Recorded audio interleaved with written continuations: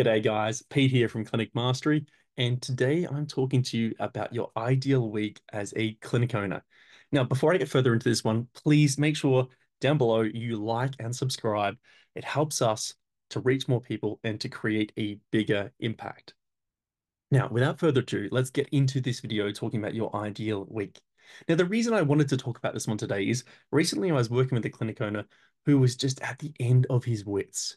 And the point he was at, he was almost just wanting to sell his clinic and get rid of it, even though it was in a trough. Ideally, when you think about it, when we want to sell a clinic, we want to sell it at the peak, at the top, not at the trough. But a lot of the time, when people want to sell a clinic, it's because it's not going well. There are things that are going wrong. They're frustrated. They can't see a light at the end of the tunnel. So at the bottom of this trough, they want to sell. Not a fantastic time to do it. And then conversely, when it's at the top, at the peak, things are going well, things are moving and shaking. That's when you don't want to sell. But if you are considering that that is an exit plan for you, at the top, when you don't want to sell, is the best time to sell. It's weird, isn't it? When you think about it, the bottom, you feel like selling, worst time. Top, you don't feel like selling, best time. Anyway, so he was at the bottom of this trough here. And what the problem was for him was that he was just so stressed. There were three or four key problems within his business that he wasn't sure how to solve. He'd lost a couple of team members recently. He was back on the tools. He was seeing a lot more clients, and he just felt like he had the weight of the world on his shoulders. And realistically, at that time, he had the weight of his whole clinic on his shoulders. If he wasn't able to maintain the client load he was seeing, his clinic would actually become non-profitable. He was only just above break even, seeing 60 to 70 clients per week. So what we needed to do was we needed to look at what's the week he was doing at the moment. What did that look like tangibly? Because he wasn't happy with that. And where did he want to be in 12 months' time? What was his ideal week? And so what we did is we mapped out really specifically what is he doing right now? And we found some areas and some things that we could outsource. We found some things that he was doing that he didn't need to be doing.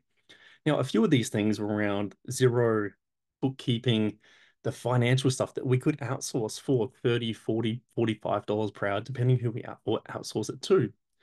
And realistically, as a physiotherapist, he was generating around $220 to $260 per hour.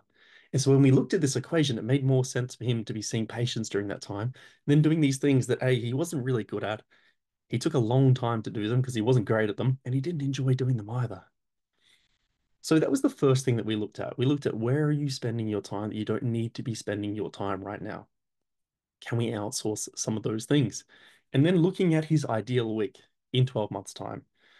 A few of the key things on there were around picking his kids up from school, having a bit more time off in certain times of the week where he could spend with his family, and how he felt like that would re-energize him. Now, often when people create their ideal week, they just map out, oh, this would be kind of nice. But what I'd like you to do, if you're going to do this now, map out your ideal week. What does it look like Monday to Friday? And what are those key blocks throughout the day? But go one step further for me, please.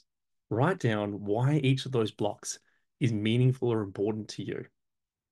Now, if that's working, seeing clients for a block, why is that meaningful and important? Why did you put that there? If it's time with your families or dropping your kids at school and picking your kids up from school, why is that important to you? Why is being home in the evenings for dinner important to you? Why is taking your kids to sport on the weekend, why is that important to you? Why is going and playing golf with your friends on a Friday morning important to you? Actually attach the meaningful why to this. And then what I would challenge you to do is to look for one or two things. Current week, ideal week. What are one or two things from your ideal week that you could pull from the future to now? Even just one thing. Maybe it's that golf game on a Friday morning for 2 or 3 hours. Maybe it's picking your kids up from school 2 days a week or 3 days a week. Maybe it's ensuring that on a Saturday afternoon or a Saturday morning, you have time to spend with the family. How can you pull that forwards without negatively affecting the position you're in now, but make that a priority now?